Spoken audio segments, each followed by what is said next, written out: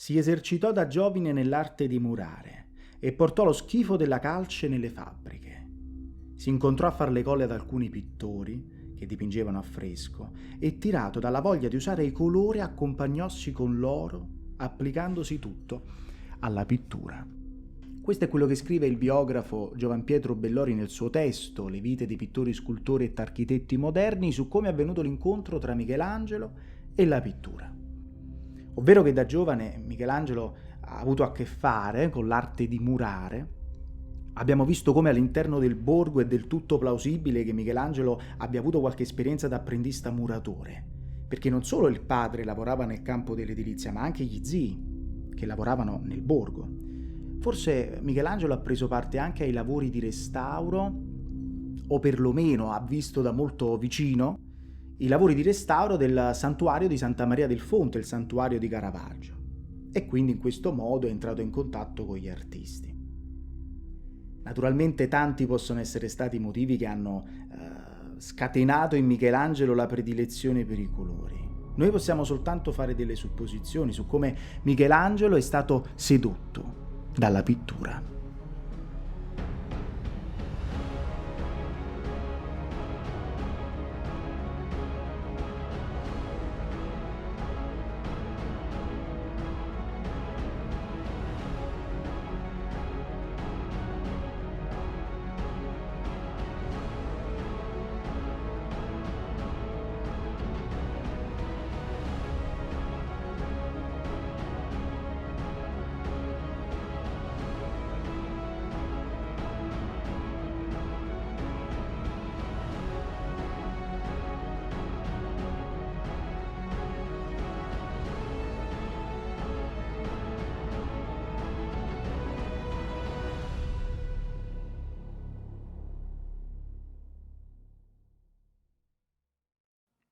Che tipo di pittura ha potuto osservare Michelangelo quando era piccolo a Milano, nel borgo, e che quindi lo ha affascinato? Il padre, Fermo Merisi, lavorava come capomastro nei cantieri delle chiese milanesi. Forse di tanto in tanto portava con sé Michelangelo al lavoro, lo portava con sé in questi cantieri.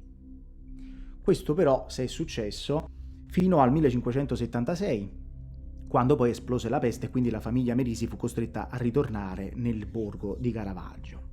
Però non è da escludere che una volta acquietata la peste Michelangelo possa essere ritornato a Milano, ritornato in queste chiese, restando affascinato dalla bellezza di queste architetture sacre, dagli affreschi sulle pareti, dai dipinti sugli altari delle cappelle.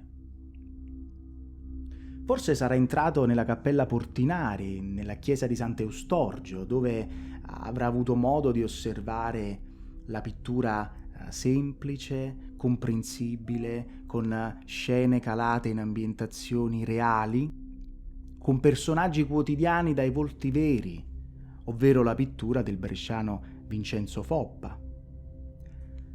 Oppure avrà osservato le opere di quei pittori che lo storico dell'arte Roberto Longhi chiama i pittori della realtà, ovvero quei pittori lombardi o naturalizzati tali che tenevano aperto da gran tempo il santuario dell'arte semplice, così scrive Roberto Longhi. E quindi forse sarà entrato nella chiesa di San Paolo Converso e avrà osservato la drammaticità, il forte naturalismo, l'incidenza della luce espressa dal pittore cremonese Antonio Campi nel Martirio di San Lorenzo. Oppure avrà osservato la scrittura notturna del Vangelo in San Matteo e l'Angelo, dipinto dal bresciano Giovanni Girolamo Savoldo per la Zecca di Milano.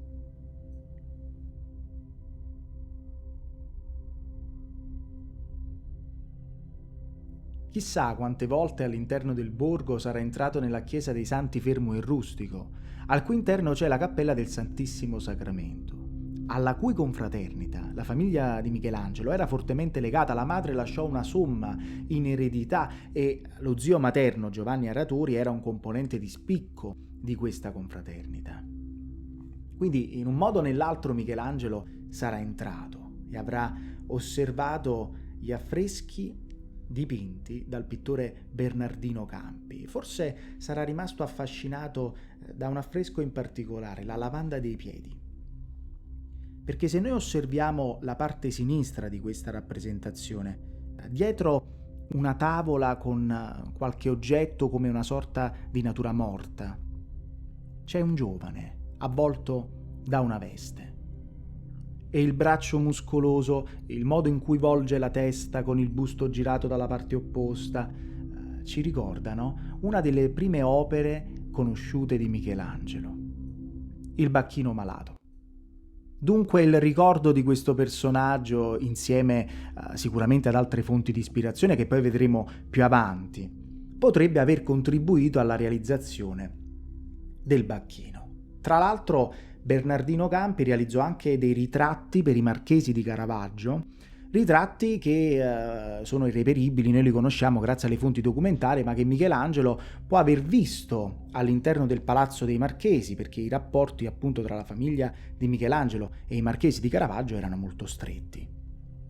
Ma adesso, abbandonando il terreno delle supposizioni di quello che ha visto o non ha visto a Milano e nel borgo, il primo contatto concreto con la pittura, con il mondo dell'arte per Michelangelo avviene a Milano, nella bottega di un pittore famoso. Questo lo sappiamo perché ce lo dice chiaramente un altro biografo di Michelangelo, Giovanni Baglione, che tra l'altro anche lui era un pittore e sarà un rivale di Michelangelo a Roma, nel campo artistico romano. E nelle sue vite, a proposito di Michelangelo, scrive: «Diedesi ad imparare la dipintura e non avendo in Caravaggio chi a suo modo gli insegnasse, andò egli a Milano ed alcun tempo dimoròvi». Dunque Michelangelo va a Milano per imparare l'arte della pittura.